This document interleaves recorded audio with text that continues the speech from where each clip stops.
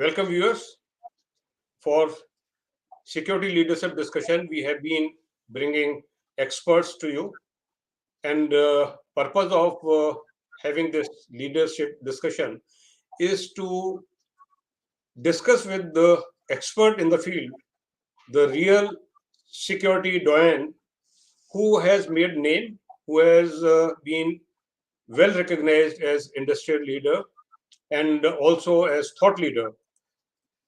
And through the discussion, we bring very important subjects of industrial security management, which are beneficial for the security practitioners. We believe that corporates must build a predictable and profitable service business with private security agencies. Good security agency is productive partner in profitability of any enterprise. Security is needed most by those who ill afford them. 37% business closed due to poor or no security. That is the outcome of a survey being conducted. This survey has been conducted by a leading survey organization.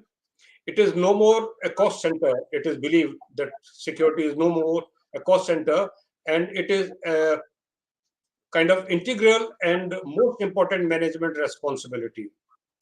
And this is the view of progressive top management, and they take security affairs very seriously. The private security agencies need to therefore understand that they work towards total loss prevention plan, and their return on investment must remain tangible, quantifiable, and verifiable. We bring to you Mr. Anil Puri, founder and CMD of APS Group of Companies. Mr. Anil Puri, we welcome you for the discussion. And let me also further share with our viewers that Mr. Anil Puri is going to discuss all the tools which are handy towards achieving management objectives of productivity and profitability. He is winner of Indian Achievers Award. Congratulations, Mr. Anil Puri, for that. The AP Securitas was established in 1986, and largely due to his sterling leadership, its turnover today is Indian national rupees 6,000 millions. It has presence in over 135 locations across India, and employees are exceeding 24,000. This discussion is brought to you by International Council for Industrial Security and Safety Management, which is in forefront in professionalizing the security professionals.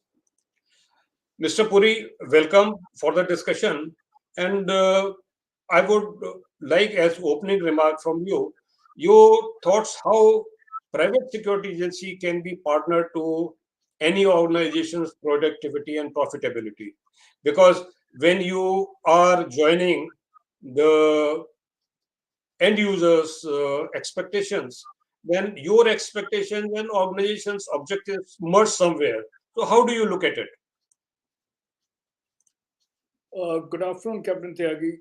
It is indeed a pleasure, and I thank you for giving me an opportunity to be able to put across our views on the security subject as a important part and an important sector where we are able to help organizations in being able to control their various aspects.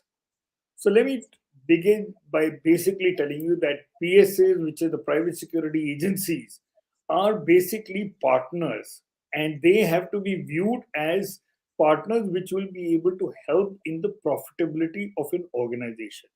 So let's begin with the basic concept. Now, what is profitability? The simplest example of that is revenue less expenses, which gives profitability. Now, all organizations rightly look at this parameter continuously. It is the lifeline on which an organization is working. And at the end of the day, the basic concept of doing business is to be able to make money or to be profitable, as everybody likes to say. Now, when we are looking out for doing our business properly, we have to continuously look at ways and means to increase our revenue and to be able to cut down our expenses. So that's how an organization is able to explain or is able to put across the idea of profitability. So, as I said, profitability is the revenue minus expenses. If we can find ways and means to increase our revenue and yet control our expenses, we would be able to be a profitable organization. So that's a basic, simple way to do it. But when we look at security, barring certain enlightened organizations, as Captain Tyagi just explained, where they are viewing the security as a integral part of their overview on security or on the business, most organizations view it as an expense. Unfortunately, this has been the way that business has been viewed and the way things have been viewed in our country and in quite a large part of the world also. They keep basically a security manager and a few people over there, and then they try and outsource the security to a private sector organization. Now, why is it that they're outsourcing? They outsource it because there are certain cost benefit analysis, cost benefit structures which save them certain amount of costs. But outsourcing is basically done with a view to be able to control their cost aspect without spelling out the need or understanding of security as a need for an organization. Often persons, it has been found that a lot of people with no security background or knowledge end up being given security as a add-on function in an organization, or even if security remains as a single part of their job profile, but they've had no past experience in security. When you don't have any past experience in security, you do not understand the nuances, you do not understand the various aspects of the overall envelopment of security in the entire organization and what role the security is going to play. Now, this basically comes from a background in security. So that's why I say that in the most organizations, people are beginning the concept of say putting a man for security without any background, and hence they have already defeated the basic premises of security where they wanted to begin with. Now, this gets further aggravated by various other aspects. When you find that the security manager is not, apart from being responsible for just security, he is reporting into maybe an administration guy or maybe a procurement department person or a supply chain management, or may even be reporting to a finance person. The This normally is happens when the focus of security as a important aspect of the business does not reflect in the leadership views.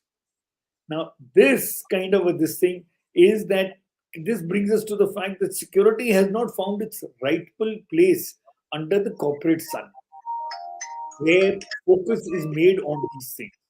Situations commonly found in these such situations are commonly found in our Indian corporate sector, especially when you look at medium and small scale sectors. In the large organizations, security is done as a proper focus point with a person with background, knowledge, experience, training, and that person has a full department and a structure under him where there would be ASOs, there would be various other aspects of it. And then this corporate person is given a corporate position, and then that position reports into directly either into the CMD or the CEO or the board in some large cases, but he has overriding powers and he has overriding responsibilities, and his views and this thing are taken.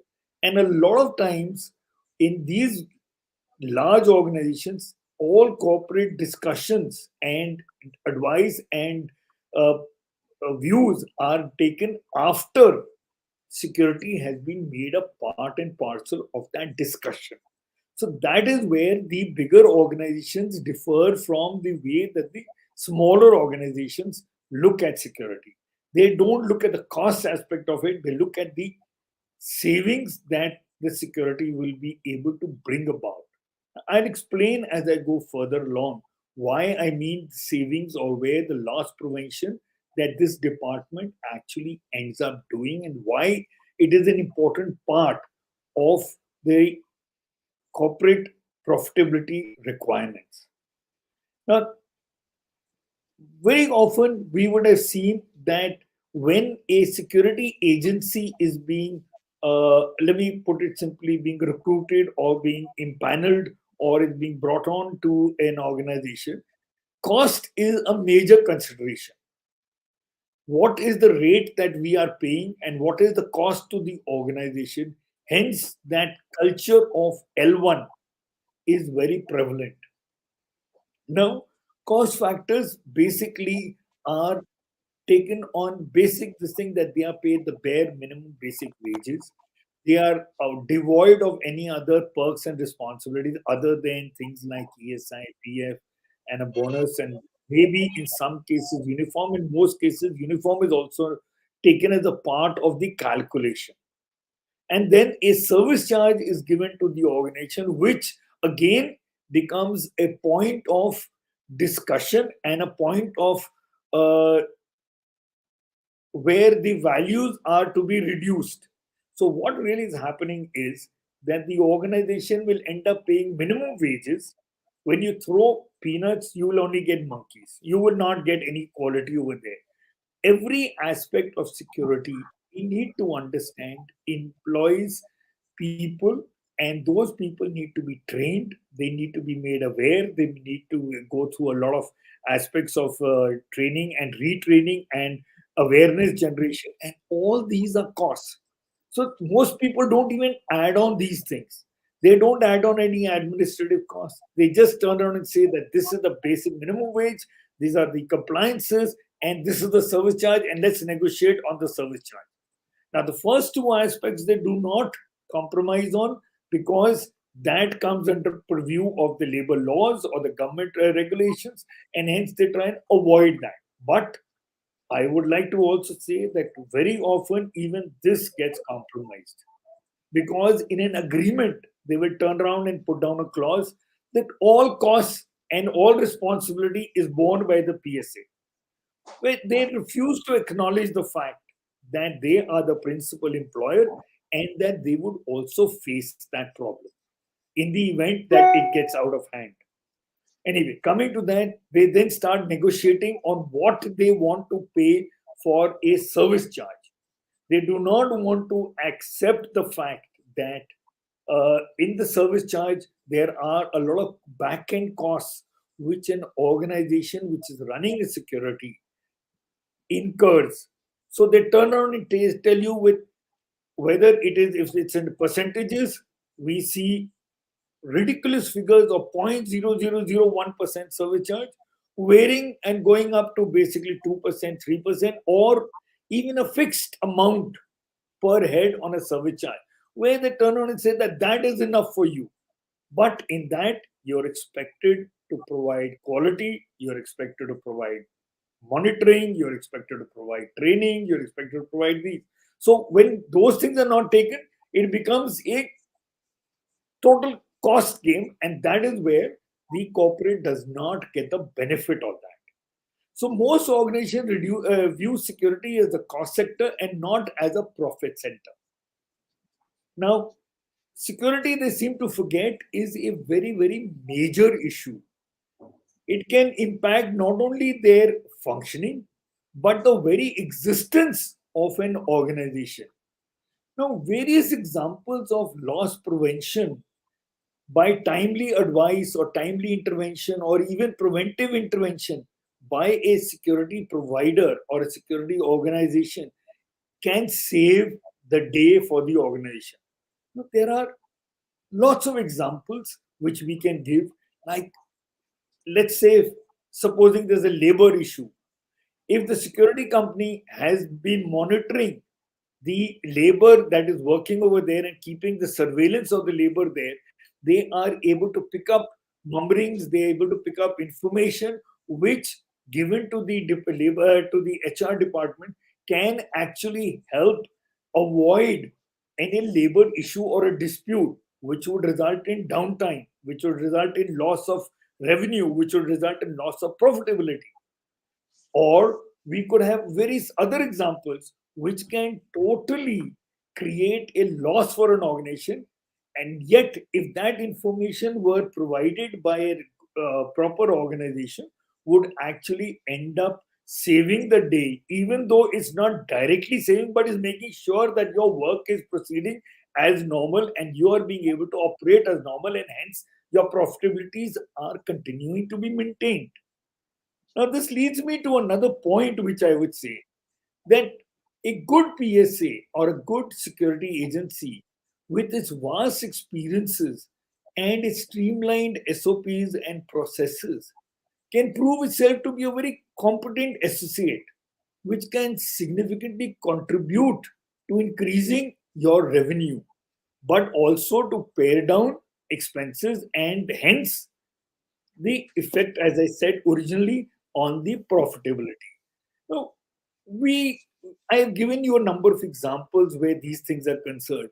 Now, let me say simply, most organizations today are working on a just-in-time operation, where supplies, raw materials, and supplies are coming in, or prefabricated items are coming in just in time, and then they are being assembled, and then they are being readied for completion of the job, and then finally they are being inputted into the thing so that the product is rolled out. Now, if any reason, maybe bad gate management, maybe bad traffic management, maybe a small interpersonal relationship issue on the site or on the loading unloading bay can delay all these aspects. They can bring in frayed tempers. They can bring in huge issues which can be ego issues, and these create problems and they can hold up work. Not only do they hold up the production line, but they have a whole lot of other people watching the situation, leaving their own work and getting embroiled or getting involved with watching or whiling away time. Now, all these things are inconsequential to look at, yet have a very deep impact on what would be the costs that an organization is running to be able to continue to keep the business going. So, if there's a loss of, say, five people paying attention to a small altercation on the main gate, and they have not done their own part of the job, because they have not done their part of the job, they are going to delay somebody else's part of the job. And as that delay escalates, it is actually resulting in a whole lot of man hours which are being lost. Now, obviously, these people are a cost. They run a salary. They get a salary. They get other perks. All those are equated, and all those equations are calculated in their expenses, and the profitability is based on these things. That's how there are various things which happen. Now, various issues when we look at the loss of manpower and the loss prevention, where a security can provide input, it helps in increasing revenue in a direct and an indirect manner. There are both aspects of it. Direct manners is as I'll explain to you, but indirect I've just explained to you, where we are where a security organization actually helps with keeping the smooth flow of all the items there, ensuring information flow, ensuring traffic flow, ensuring everything so that work happens. And the direct inputs are being looked at by keeping track of ingoing material, outgoing material, managing the quantities on that, ensuring that there are total compliances done on billings, on inflow quality, doing a quantity check. These are direct costs which can be monitored by a security organization. So any disruption that would occur in this kind of operation because of a security company not being able to provide capabilities would exactly have a impact on the revenue or the earnings of that particular organization. So this service which is being provided to help that organization.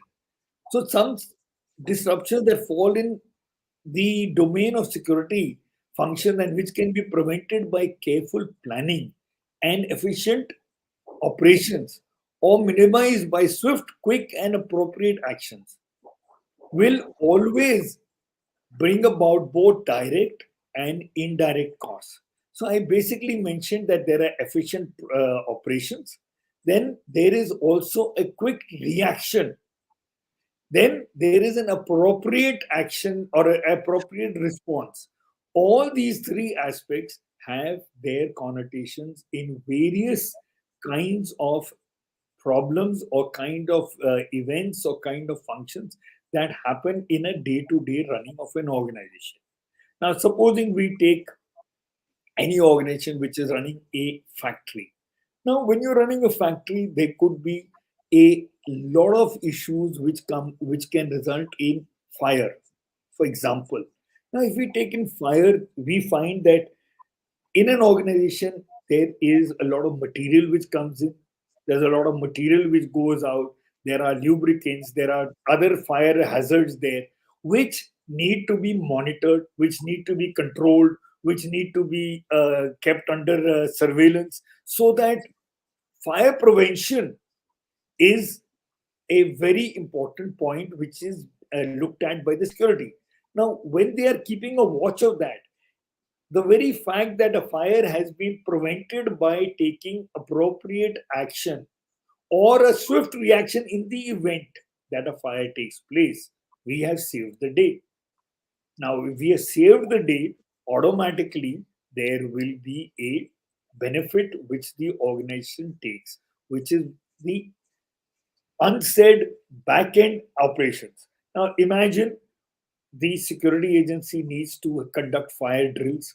Now, fire drills or fire evacuation or fire activities, these are when we are running those drills, we make people come out, we make them take part in it, we make them use equipment, we run costs on running the equipment. Now, all these are costs which come up there, but these are minor costs in front of a saving which will come up by having prevented a fire taking place, or if a fire is taking place, prevented it from spreading, creating damage, stopping work, even creating a loss of life.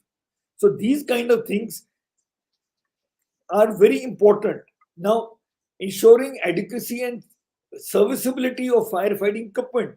Now, fire extinguishers need to be simply done. They need to be revived every year. Every year they need to be attended to. Now, that's a cost. We may not use them for 5 years. We have paid year on year maintenance for those equipment. But in the event, if there is a fire and this thing does not, the extinguisher does not work, or the high riser does not work, what are we going to do? If we are waiting for the fire brigade to come in, at least the first preventive steps we should have been able to take to be able to control something there and help the department. But if our water risers are not working and the fire brigade does come in and they need additional water, where are we going to supply it from?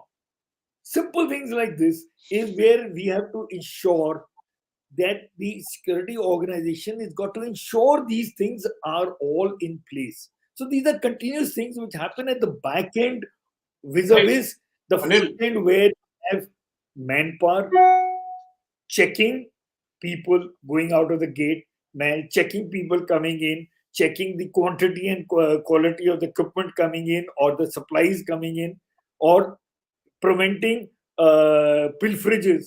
So those are direct, and here I have explained the indirect part of it also. Now, as I already said, training is of the security people and of the employees of the organization and the corporate staff is very important, because that is where we are going to be able to again provide Anil, a we'll come option. to any point little later, but at this point, since you already mentioned it at great length, security is taken as cost center. Yeah. I, as a, security executive in my company, had tough time to explain that we are not cost center. Similarly, you are also having that feeling transmitted to you through your end user to whom you are giving the service that we spend and security is cost center. Is it really a cost center? That is a question we know the answer, but probably we do not share the answer with the right people. So we end up always receiving the feeling that security is cost center, whereas we know and we have the argument, we have certain figures and certain tools to prove that security is not a cost center. In fact, security is integral part of productivity and profitability. So, Yeah. what do you suggest actually to be done by PSA? Because end user, the security professionals from the organization, they might be having their own, nemesis. They also having their own, restrictions. But someday we have to all together get up and say that yes, security is part of your production, security is part of your profit. How you suggest we should be approaching this subject? So basically, let me put it across to you like this, Captain Tyagi, that security per se, when we take on a project or we take on a security this thing, we have to be able to explain to the organization the basis on which we are working on our entire project. Why are we saying what we are saying? What are the reasons behind it? And the we have to also see in that organization who we are reporting into. The basic point, as you rightly mentioned, that very often security is not given the proper position that it needs, is because even the person that we are reporting into is not aware of that. So we need to be able to have a discussion with the management. We need to be able to tell them about what exactly is the entire job profile. We need to get that entire job profile from them. We need to be able to tell them how are we going to meet those requirements, what are the steps that we are going to be taking in that, how the training, how the evacuation, how the corporate responsibilities of firefighting, doing all those drills, etc. All those have to be done on ground to be able to show to them that this is the way it needs to be monitored and this is the way it needs to be taken forward. That is the only time when actually you will show them and they will begin to realize the advantage of that.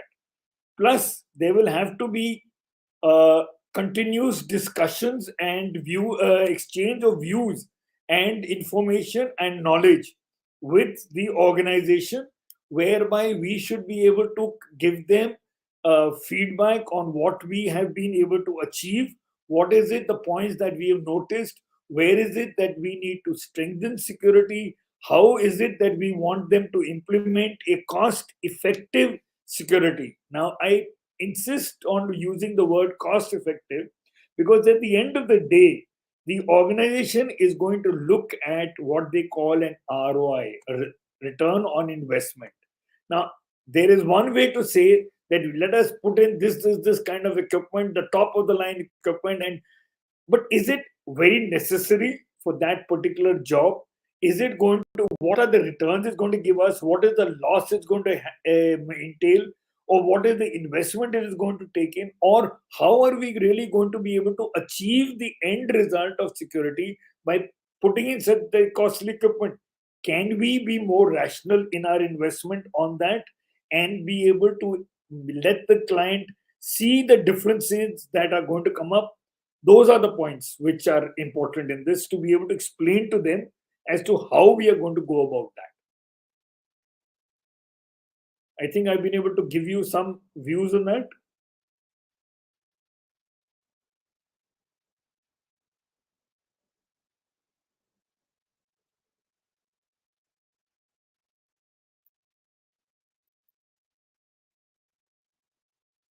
Captain, your sound, your voice is not coming through. Sorry for my mic was mute. Yeah. I wanted to add to what you have already discussed. It is agreed that security personnel cannot sit beside the production team and start producing. So they cannot be directly part of production. And by extension, then it is assumed that they are not part of profit. But if we make management understand that providing the conducive atmosphere for optimum production is being part of production, and by same extension, that is how security becomes part of profit also, providing the atmosphere where people work without fear, without accident, without even second thought of what they are doing and how they would be protected, even while they are in transit coming from their residence and going back to their residence after duties. So providing that conducive atmosphere is security's role, and as long we are successful in providing that conducive atmosphere for work, we remain relevant as part of production.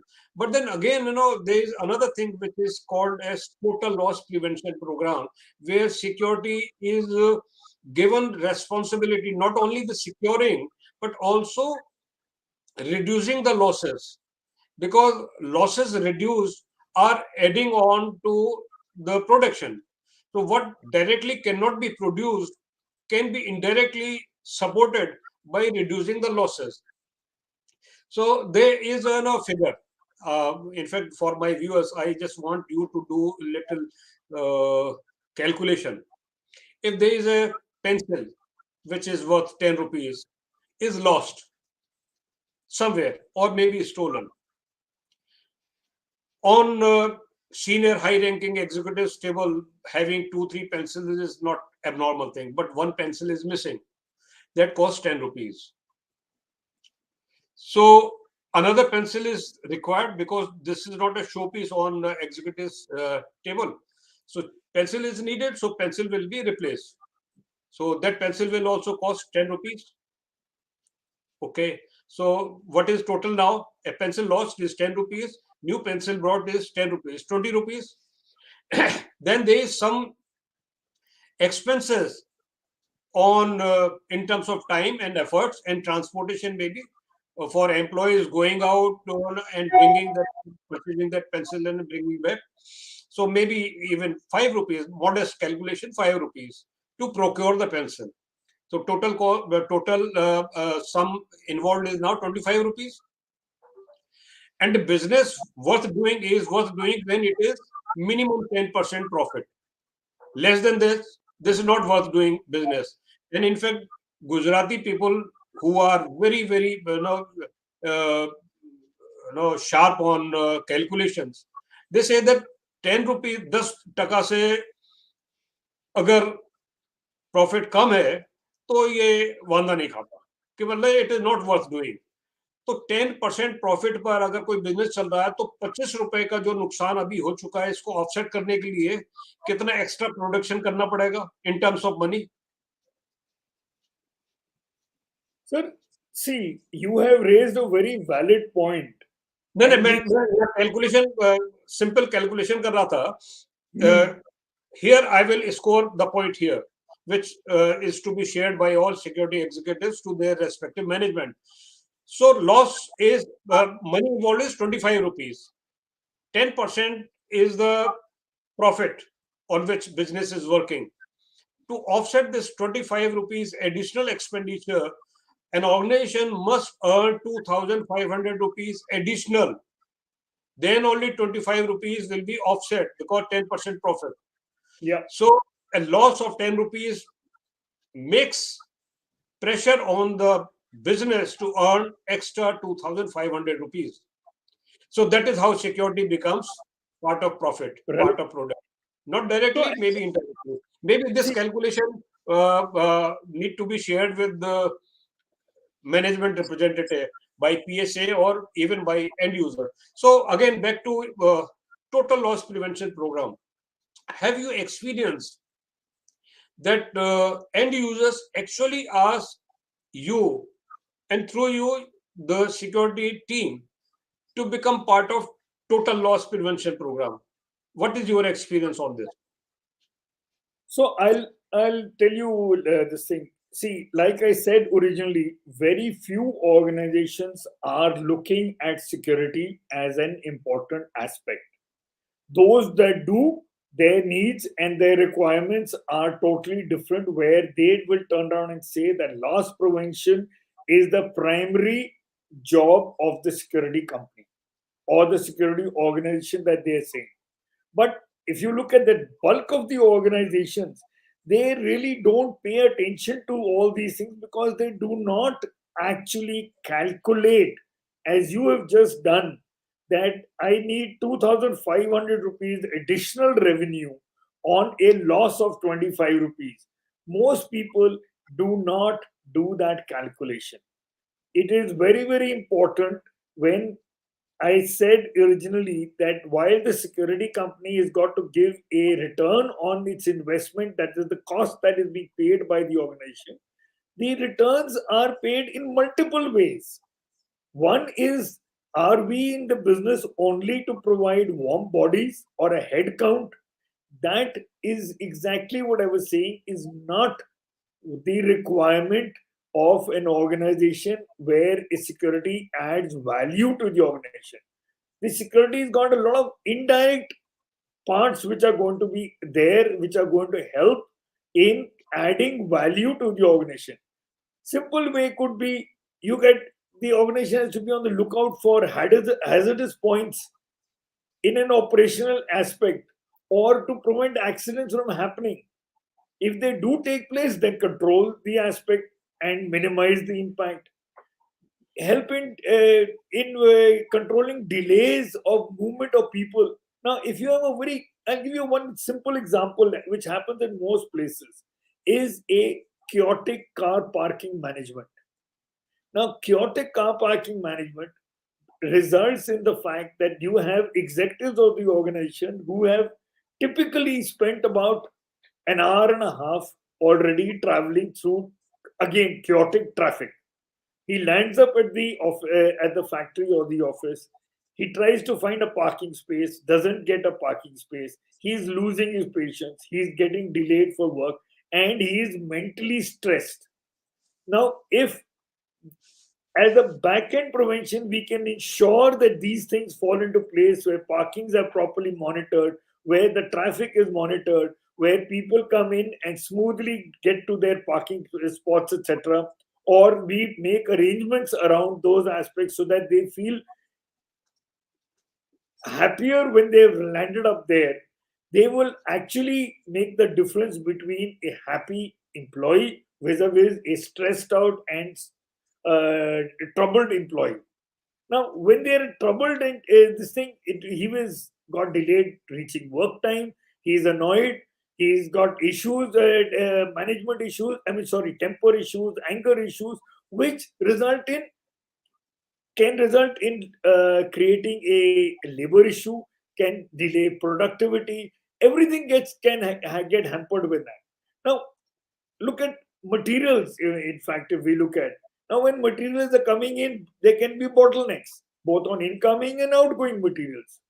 Now, when we are talking of just in time, then we have to be very careful to ensure that every smoothness of the flow of items happens.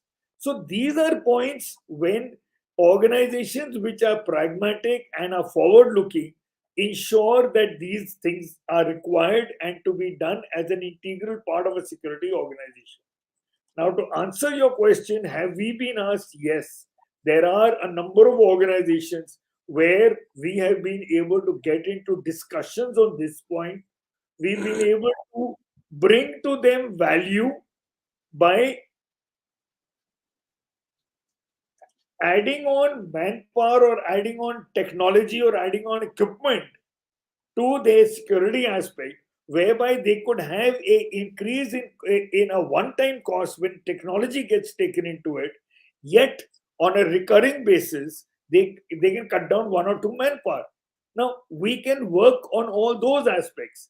What I would like to tell everybody is that if the organization is profitable and is getting more and more profitable, we as a part and parcel of that will also gain in profitability and in work. That is where we have to be able to always ensure that if we can save money for the organization, we have done our job and the company is in a better way to be able to pay us back for it. So our fortunes, our these things are linked with an organization's benefit and an organization's advancement. That's how I view the security to be a part and parcel of the profitability of an organization. Right, Anil, Let me at this point, uh, you mentioned about training.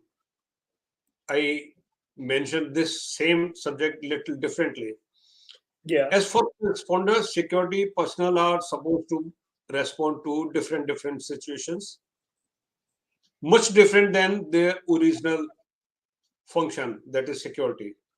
So, as yeah, first responder, they need to be multitasking, yeah. and for which, what all you think need to be taught to security guards today, beside their basic security functions. See, sir, No, today basically, time is changing. You need to be ahead of the changing curve. So, what yeah. you think, need to be trained to them, additional to their fundamental security duties? See, sir, today while basically security, what we knew it originally was just head count and to be able to act as a deterrence factor. How is the deterrence to be able to take place? There are various ways to do that. There are way. I mean, today technology has become a very important part of security aspects. Now, security guards or security personnel need to be able to understand the operations of technology at the basic levels, to be able to understand how to respond to them, how to view the inputs coming out of this thing, whether it is on cameras, whether it is on zones being affected by fire and alarms, or sensors, etc.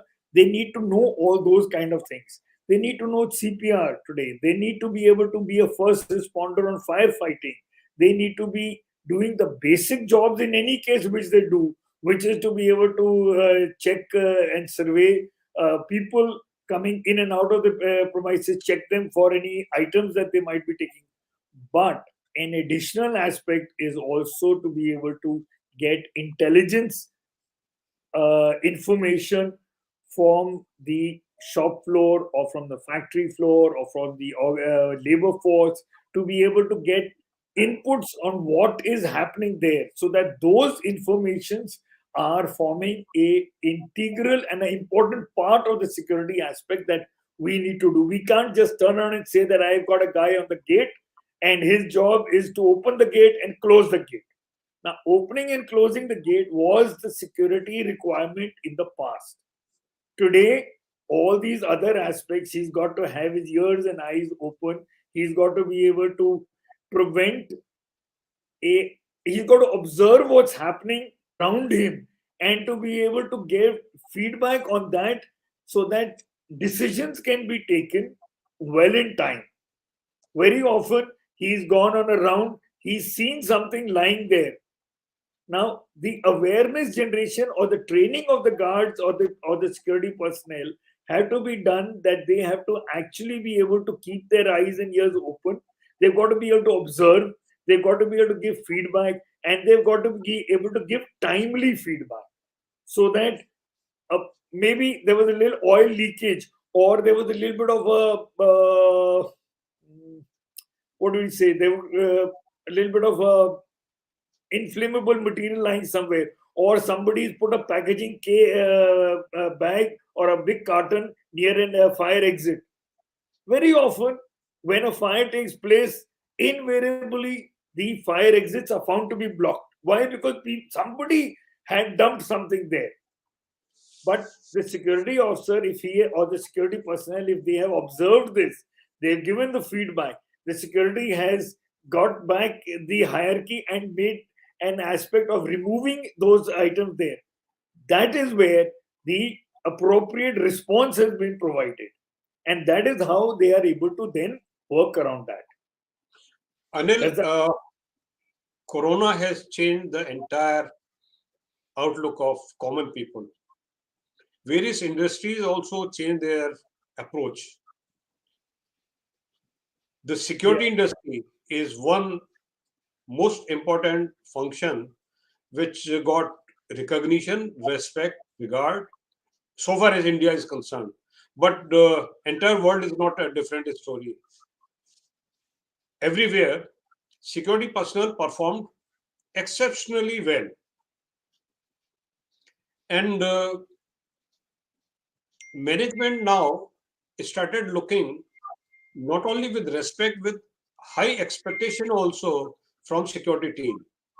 So what Corona has changed, which you find is good, and what you find which is in negative terms need not happen. So let me put across to you the aspect of pre-corona and post-corona.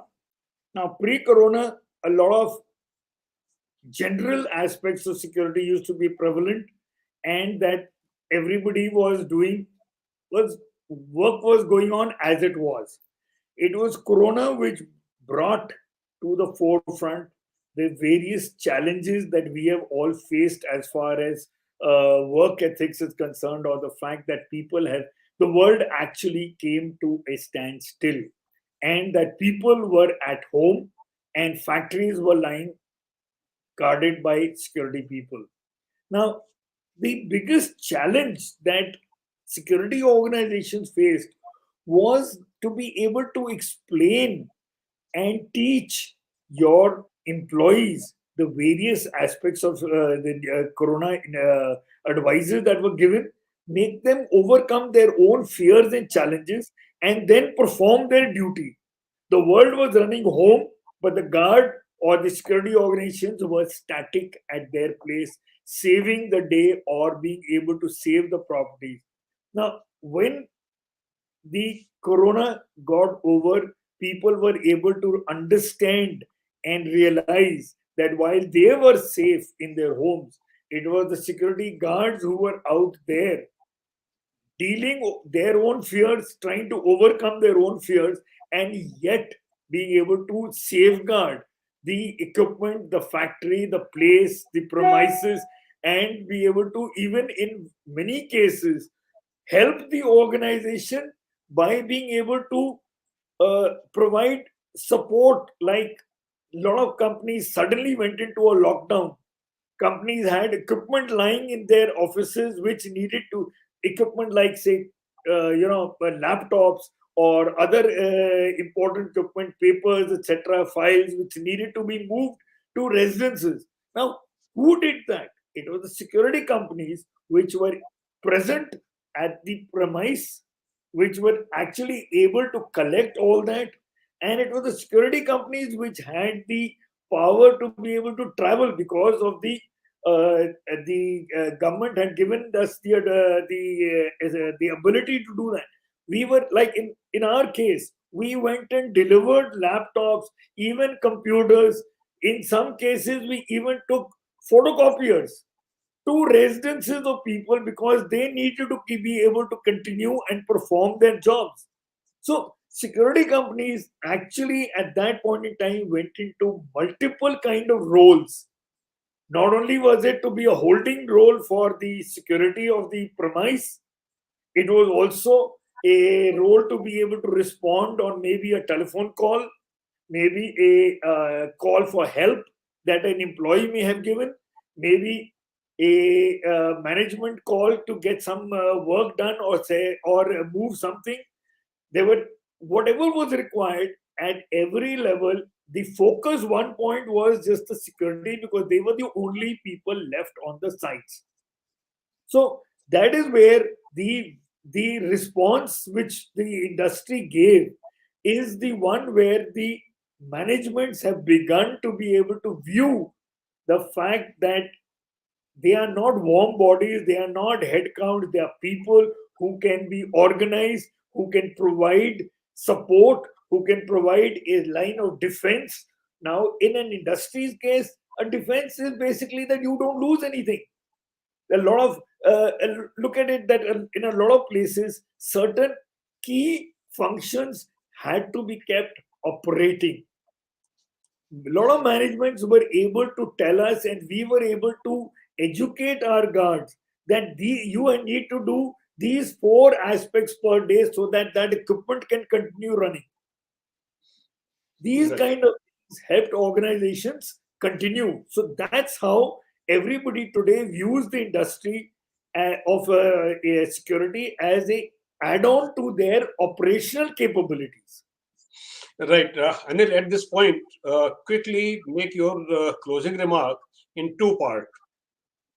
One part is addressing PSA, and second part addressing end user on the point where you feel that security is very much integral part of productivity and profitability. Okay, so when we look at the various aspects of the profitability and secure and the of an organization, I have gone at lengths to explain that an organization of a security company which is going to be able to add value and an intelligent mix of technology and manpower with support systems in place can always add value to the organization. And it is with that I would say that a good PSA is what is required as an associate for an organization which is progressive in the way it works. How we select the organization that is a good PSA is based on the various aspects that we have discussed on training, on capabilities, on acceptability of knowledge, being able to share knowledge, being able to have a lot of training in place, and being able to be a prevention organization along with the basic controls towards losses. So that helps an organization. And if we look at the PSAs, I would turn around and say that a good PSA is the one which is going to be able to add value to the work that they do for the organization which they work for. They need to be able to again come up with the fact that they need to be an associate. They need to make sure that their operations are very tightly monitored, their trainings are in place, and their employees are capable of being good front end and back end support for the organization that they are operating with. In fact, Anil, you have been very, very eloquent and very candid in your covering the whole subject. Today, in the industrial security management field, people started looking differently to what they thought previously security is all about. So,